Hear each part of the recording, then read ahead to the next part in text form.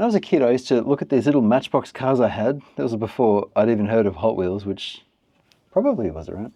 Was Hot Wheels around in the late 80s? I don't know. Certainly we had Matchbox cars in Australia, and I remember looking at these little things and just wishing they'd be radio controlled. I should probably slow this down a bit because I'm faster than the yellow one. One thing I'm aware of here is if we hit a little rock or something, I'm kind of going to want to back off because I don't want to snap stuff.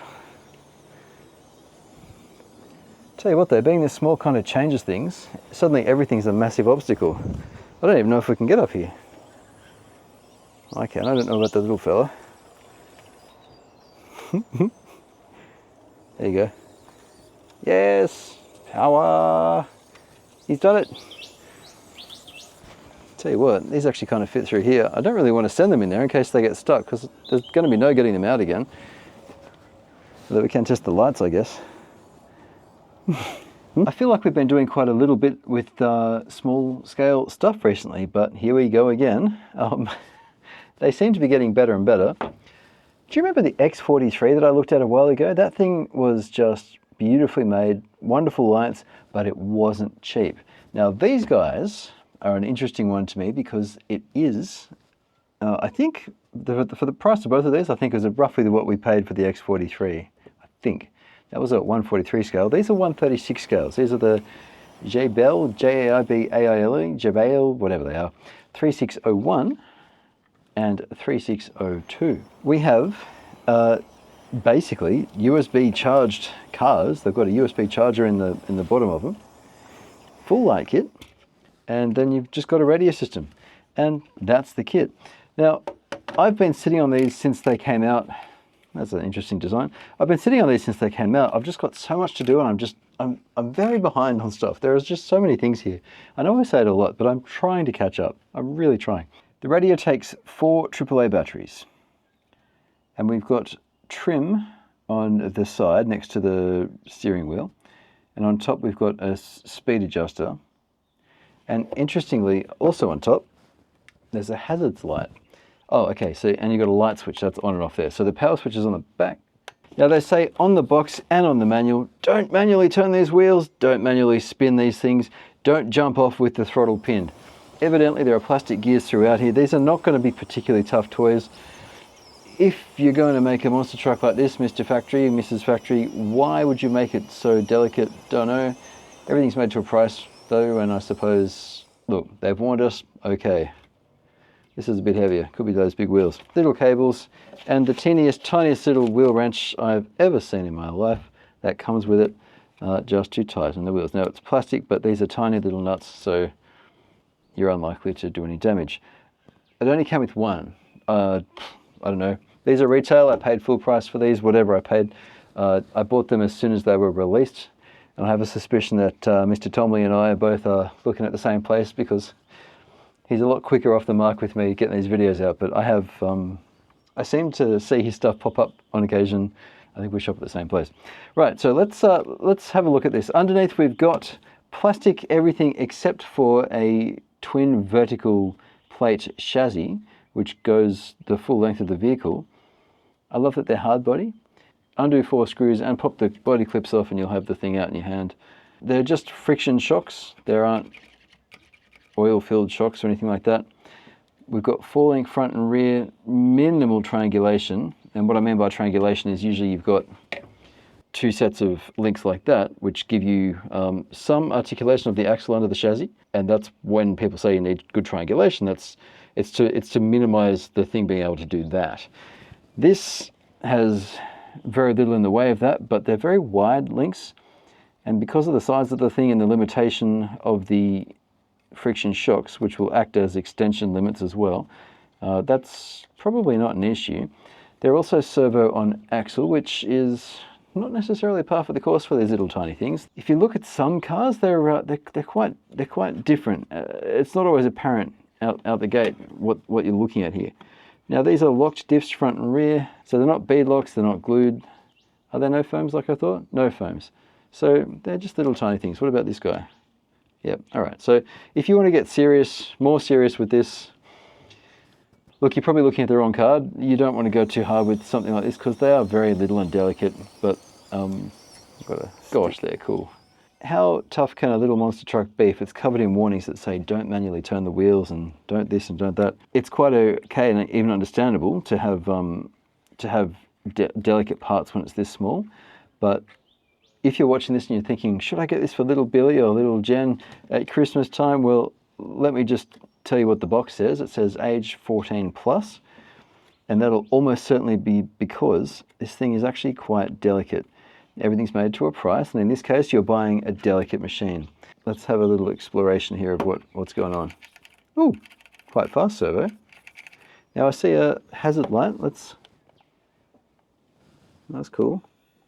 Hey, oh, that was me. That's just now.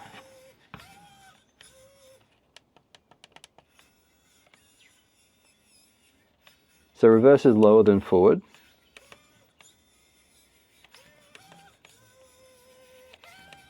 There are 3 speeds, electrically limited. There's no gearbox action here. It's literally just what's the maximum that it'll allow through to the motor. That's an up and down speed button here. So slowest, medium, highest. Does that affect the torque? I don't know. Let's find out. When it's electrically actuated like this, it's unlikely that that's going to help by shifting down. In fact, it's probably going to give you less torque overall.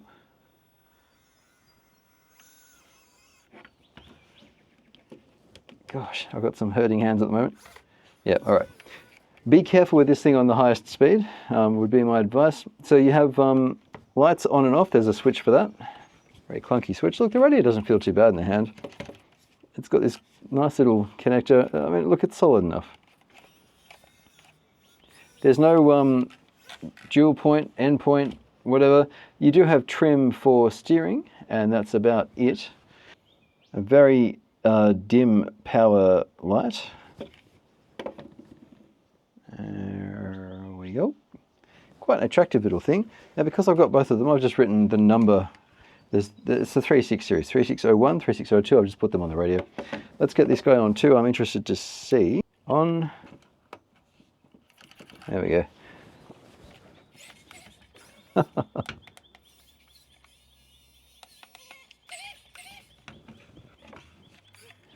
Let's have a listen here. They're both at max speed.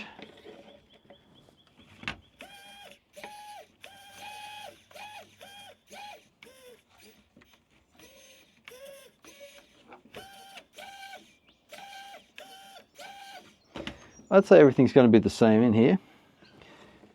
So the larger wheels on the Monster are going to mean a higher top speed. As you can see, I'll show that again in a different angle. Which means this is going to be a little torqueier because it's geared lower because the wheels are smaller. Can you do extreme crawling with this? I would suggest you don't. It'll probably handle entertaining desktop action, you know, wheeling over a keyboard and stuff like that. But don't expect too much of it because of those little nylon gears. I must admit, I'm loving the scale detail on this thing. Spare tire. Look, the lights are basic. Do they light up more when you drive? No, they don't. That's actually pretty cool. Now this guy I'm interested in. Let's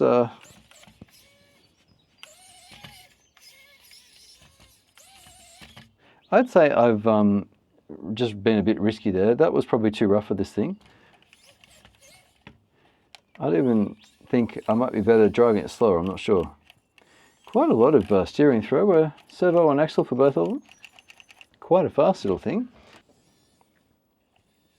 Now what I just did then was I backed off because that felt like a lot of force just on the one axle.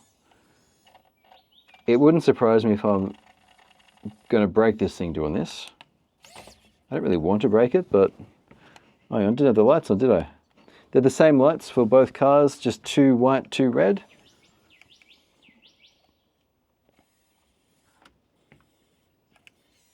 Kind of don't want to scratch the little yellow car, but it also deserves it.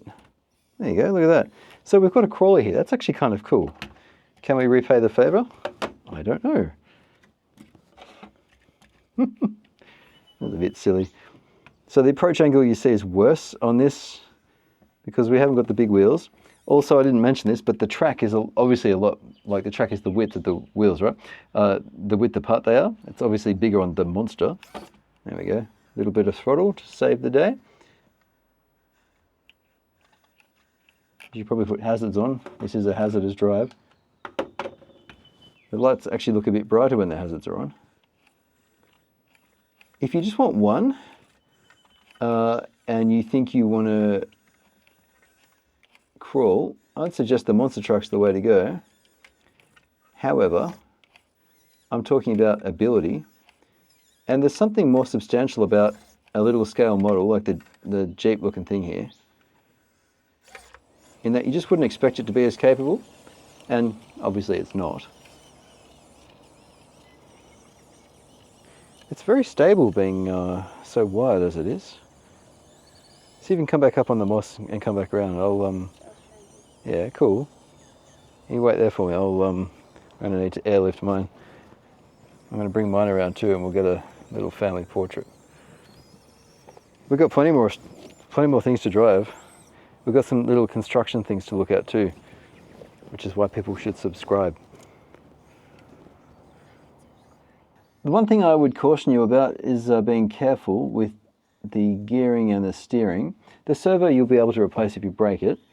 As far as spare parts go though, I really don't know. I wouldn't trust it too far, you know. If you buy this, it's going to be something to be very gentle with, so that would be my friendly suggestion. Go easy on it. I don't know about parts.